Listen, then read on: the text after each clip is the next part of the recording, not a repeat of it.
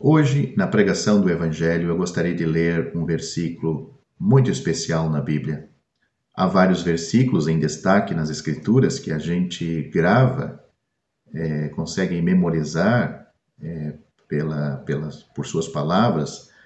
Este versículo e essas palavras saíram da própria boca do Senhor Jesus e estão registradas no Evangelho de João, capítulo 3, versículo 16. Como alguém tem dito, a miniatura, a pregação do Evangelho em miniatura. As várias doutrinas em miniatura estão aí neste versículo. João capítulo 3, versículo 16, diz o seguinte: porque Deus amou o mundo de tal maneira que deu o seu Filho unigênito, para que todo aquele que nele crê não pereça, mas tenha a vida eterna. Essas são as palavras de João capítulo 3, versículo 16. Como eu disse, essas palavras saíram da boca do Senhor Jesus e nós podemos já ficar admirados com as palavras que ele disse, começando com porque Deus amou o mundo. Qual é a surpresa? A surpresa é que se ele tivesse dito que Deus amou os anjos que não pecaram, os seres humanos não caídos, ainda antes, na inocência, Adão e Eva, que Deus amou eles, amou os anjos que não pecaram, qual seria a surpresa? Qual seria a surpresa? Mas a surpresa é que Deus amou o mundo em seus pecados, o mundo arruinado pelos seus pecados, o mundo inimigo de Deus. Inimigos de Deus pelo seu comportamento, inimigos de Deus por sua natureza. A própria Bíblia, a própria Sagradas Escrituras mostram o homem totalmente arruinado por causa dos seus pecados. A Bíblia diz que estes homens, estes seres humanos, homens, mulheres, adolescentes, todo ser humano diz que não há temor de Deus diante dos seus olhos. Os seus pés são ligeiros para derramar sangue. Em seus caminhos há destruição e miséria. A garganta dessas pessoas é como um sepulcro aberto. A Bíblia diz: entre os seres humanos não há diferença, porque todos pecaram e destituídos estão da glória de Deus. Esta é a admiração. Deus ama essas pessoas. Muitos querem passar uma pomada sobre este assunto, quer colocar panos quentes, dizendo que não são tão pecadores assim, praticando boas obras, frequentando a sua religião, mas Deus, ele vê o que existe na alma do pecador, e a alma do pecador está estragada por causa dos seus pecados. As suas ações mostram que existe uma natureza pecaminosa no ser humano.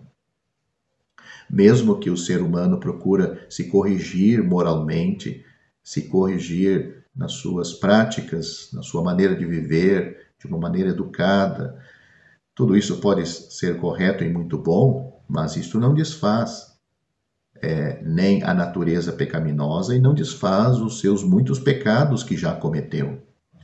Então, este versículo mostra que Deus amou o mundo de tal maneira, amou este mundo de tal ponto que lhe deu o seu Filho unigênito. Deus deu o seu Filho por um mundo perdido, arruinado, condenado. Deus deu o seu Filho e nós podemos ficar mais admirados ainda que Deus deu o seu Filho para sofrer no lugar destes pecadores, para salvar estes pecadores da condenação eterna. Deus deu o seu Filho para nascer neste mundo, para viver como um homem aqui, sem deixar de ser Deus, mas para tomar o lugar, para assumir o lugar dos pecadores na cruz. Pois foi lá na cruz, naquele monte chamado a Caveira, o Gólgota, depois de ser julgado pelos homens, tanto Os homens religiosos, como os homens políticos, eles disseram unânimes: fora daqui com este. Não queremos que este reine sobre nós. O seu amado filho, o amado filho de Deus, foi desprezado, foi julgado e condenado, mesmo que disseram que não encontravam culpa nenhuma nele.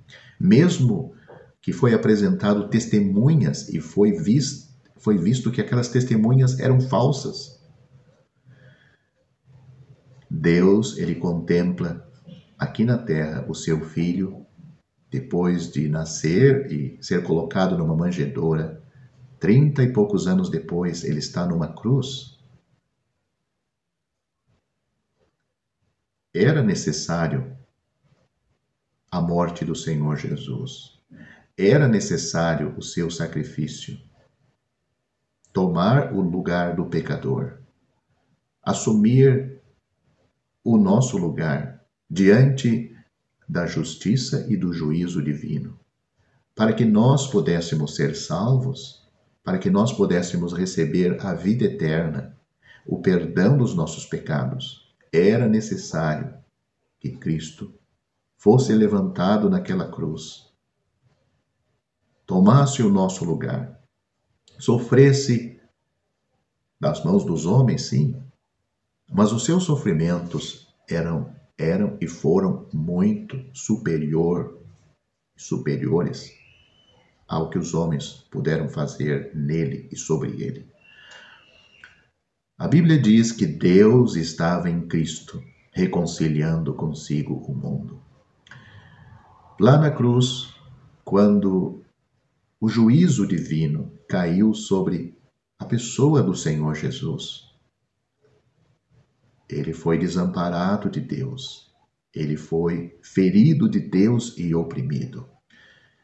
Quando ele levou em seu corpo os nossos pecados sobre aquele madeiro, e o justo padeceu por nós, os injustos, para nos levar a Deus. Realmente Cristo, ele foi ferido por nossas transgressões e moído por nossas iniquidades.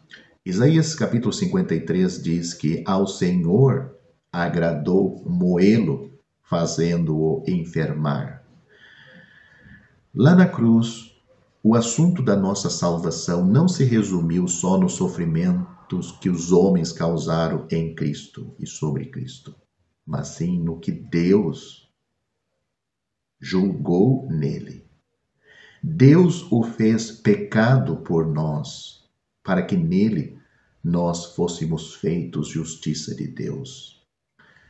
Um pecador arrependido dos seus pecados, que confia em Cristo, ele é justificado por Deus.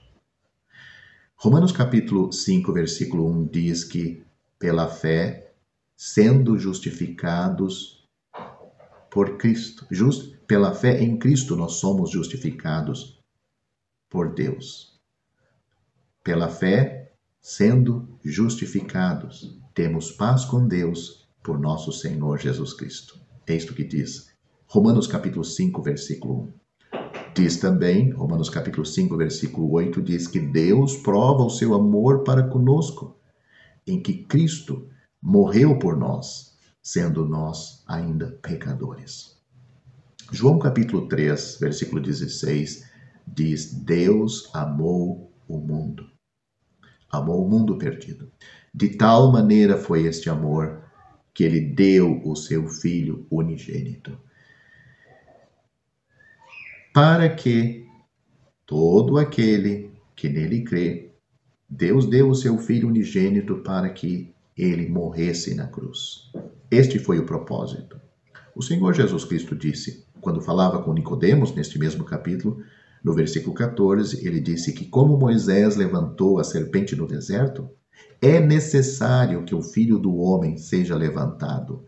Antes da morte da cruz, o Senhor Jesus sabia que ele ia ser levantado numa cruz. Como Moisés levantou a serpente no deserto, ele disse que era necessário que o Filho do Homem fosse levantado, para que todo aquele que nele crê não pereça, mas tenha a vida eterna. Então, Deus amou o mundo. amou você de tal maneira que ele deu o seu Filho unigênito, seu único Filho, para que todo aquele que nele crê não pereça, mas tenha a vida eterna. Ou seja, você que ainda não é salvo, todo pecador no mundo que não é salvo, tenha religião ou não tenha, se ainda não é salvo, você está perecendo. Essa palavra perecer não significa extinguir, extinção. Uma pessoa que morre em seus pecados, ela já está condenada por Deus.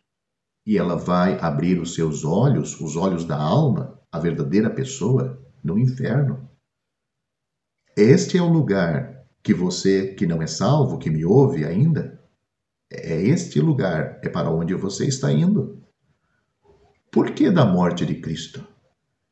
Você acha que não vai abrir os seus olhos no inferno, você que não é salvo? Se pergunte por que Deus sacrificou o seu próprio Filho, o condenou na cruz, o fez pecado por nós. Cristo levou em seu corpo os nossos pecados sobre aquele madeiro. Por que ele sofreu na cruz? Por que ele foi ferido de Deus e oprimido? É justamente para nos salvar, para livrar você de uma condenação eterna, de um inferno de fogo e enxofre, aonde o pecador nunca terá alívio, ele será condenado para sempre. O pecador, a salvação de um pecador é plano de Deus. O pecador é amado por Deus. Deus não concorda com o pecado do pecador, com a vida do pecador. Deus odeia o pecado. A Bíblia diz que Deus se ira todos os dias por causa do pecado desse pecador. Mas Deus também ama. Como conciliar isto? Podemos imaginar Deus, no seu amor, segurando com uma mão a sua ira, para que não caia sobre este pecador enquanto ele vive aqui neste mundo, enquanto que a outra sua mão está estendida para ele, querendo lhe abençoar, querendo lhe salvar. Você que me ouve, você que ainda não é salvo, salva e salvo, não se esqueça que Deus ama você. Ama de tal maneira que ele deu o seu Filho unigênito, não somente deu para nascer e todos comemorarem o Natal, mas deu ele para morrer. Morrer uma morte vergonhosa, morrer numa cruz e sofrer nas mãos de Deus a justiça e o juízo divino, para que você e eu pudéssemos ser salvos de uma forma gratuita, receber esta salvação pela fé. Quando o pecador descansa, aceita, recebe o Senhor Jesus Cristo como seu Salvador. Deus amou o mundo de tal maneira que deu o seu Filho unigênito, para que todo aquele que nele crê não pereça, mas tenha a vida eterna. O pecador, em seus pecados, está morto em ofensas e pecados. Mas quando ele crê no Senhor Jesus Cristo, quando ele valoriza a morte de Cristo sobre a cruz, esta condição de morto espiritualmente é mudada. Os seus pecados são perdoados. Ele recebe a vida divina, é implantada nele. Como acontece isto? Eu não sei. Eu só sei que acontece. É uma obra de Deus e Deus pode fazer qualquer coisa. Baseado na sua justiça, ele nos preparou uma salvação. Nem o diabo, ninguém pode dizer que Deus é injusto ao salvar um pecador. Ele é justo e justificador de todos aqueles que têm fé no Senhor Jesus Cristo para a sua salvação. Por quê? Porque na cruz, Se nós temos uma dívida com Deus, nós teríamos que pagar, mas um outro assumiu a nossa dívida. Um outro homem que não tinha pecado, porque se ele tivesse pecado, ele teria que morrer pelos seus próprios pecados e pagar a sua dívida. Mas um que nasceu neste mundo sem a natureza pecaminosa, sem pecados, tomou o nosso lugar sobre o madeiro. Ele não era somente um homem sem pecado, ele também era Deus ao mesmo tempo. O Senhor Jesus Cristo, sendo homem, ele podia atender às necessidades dos homens, homem sem pecado. Ele sendo Deus, ele podia atender às demandas divinas. Na cruz, o Senhor Jesus, ele sofreu algo que ninguém pode explicar, ninguém pode calcular, mas aquele que nos salva, que é Deus, ele pode calcular. Ele estava ali em Cristo, reconciliando consigo o mundo. Ele sabia o quanto era a dívida do pecado. Ele sabia o que era necessário para ele resolver o assunto dos nossos pecados. E Cristo, e Deus, cobrou tudo de Cristo. Tudo o que era necessário, tudo o que a sua justiça exigia. É por isso que Deus pode nos salvar de uma forma gratuita, porque o preço já foi pago. É triste ver que tantas pessoas no mundo estão procurando ganhar a salvação de Deus por suas obras. Estão procurando agradar a Deus de uma maneira que Deus fique comovido pelas suas ações, pelos seus sofrimentos, pelo dinheiro que elas dão, por tudo que elas fazem, pelo seu procedimento, pelo seu padrão moral. Mas essas coisas não compram a salvação. Essas coisas não descontam os pecados que elas já cometeram. Mesmo que elas, a partir de um certo momento nas suas vidas, elas eliminaram muitos vícios ou todos os vícios, deixaram de praticar muitos pecados. Mas o que fica? Como resolver os pecados que elas já cometeram? E mesmo procurando ter uma vida correta, como disse Salomão em Eclesiastes, não há homem que não peque. Nós precisamos de alguém fora de nós para nos salvar, para que nos salve. E já existe. Não é necessário buscar. A pessoa que nos salva já se apresentou no mundo. Ela bate na porta do mundo e na porta do coração de cada pecador, dizendo: eu amo você, de tal maneira que eu dei o meu filho, para que todo aquele que nele crê não pereça, mas tenha a vida eterna. Será que é difícil compreender isto? O pecador, ele é muito orgulhoso. Todo pecador é assim, ele não quer receber nada de graça, a não ser talvez os preguiçosos. E mesmo os preguiçosos, muitas vezes ele fica ofendido quando alguém quer dar alguma coisa para ele. Pode receber algumas coisas, mas outras ele tem o orgulho de não receber. Mas a salvação é muito cara. Deus, sabendo que é muito cara, como ele poderia exigir de nós que tentássemos comprar? Não existe a possibilidade. Olhe para a cruz. Olhe para a morte vergonhosa de Cristo. Olhe para aquele monte chamado a caveira. Entre dois malfeitores tem ali um homem que é o Filho de Deus. Rosto e corpo ensanguentado, uma coroa de espinho, seminu, está ali numa cruz entre os céus e a terra, lugar de vergonha, de desprezo, abandonado pelos seus discípulos, mas eu digo abandonado de Deus, porque era necessário para que nós fôssemos amparados. O justo padeceu por nós, os injustos, para nos levar a Deus. Ele mesmo disse: Deus meu, por que tu me desamparaste? Uma pergunta que o céu ficou em silêncio. havia uma resposta e há uma resposta. Ele foi desamparado para amparar a mim e a você, para que ele pudesse lhe salvar. Ele foi desamparado de Deus no momento em que Deus teve que cobrar dele e nele. Como um pecador, ele não tinha pecado. Ele nunca foi atingido pelo pecado, mas ele foi atingido, sim, pelo juízo que cobrou os nossos pecados nele. O castigo que nos traz a paz caiu sobre ele. Pelas suas pisaduras, nós fomos sarados. Será que alguém que me ouve vai ter a coragem de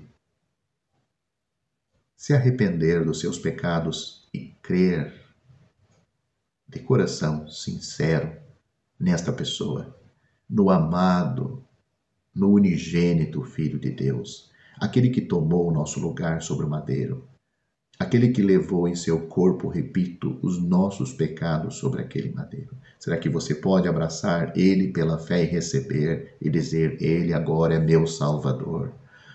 Queiram os outros o mundo para si, queiram eles riquezas e delícias aqui, mas eu buscarei meu Jesus sempre para mim, sempre para mim.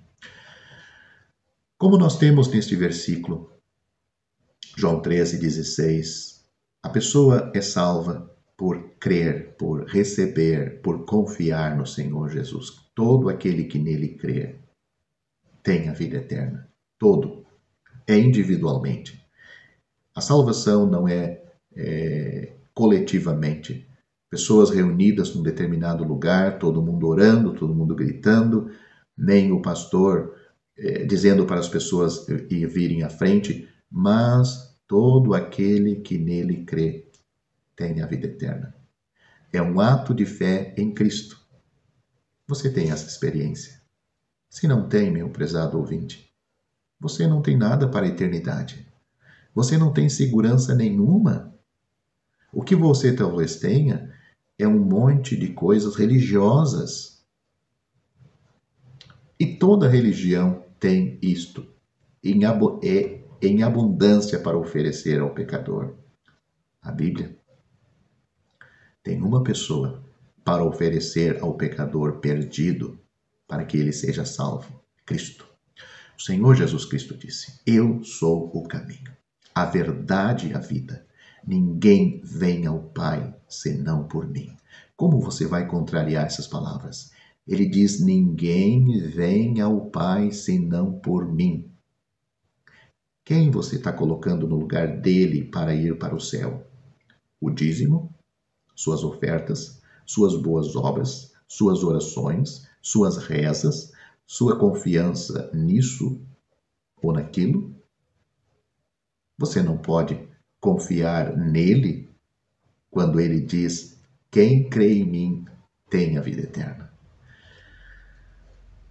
Sempre quando trato deste assunto da pregação do Evangelho, do assunto da fé em Cristo para a nossa salvação, eu lembro daquele carcereiro em Atos capítulo 16, o carcereiro que prendeu e colocou Paulo e Silas no cárcere interior.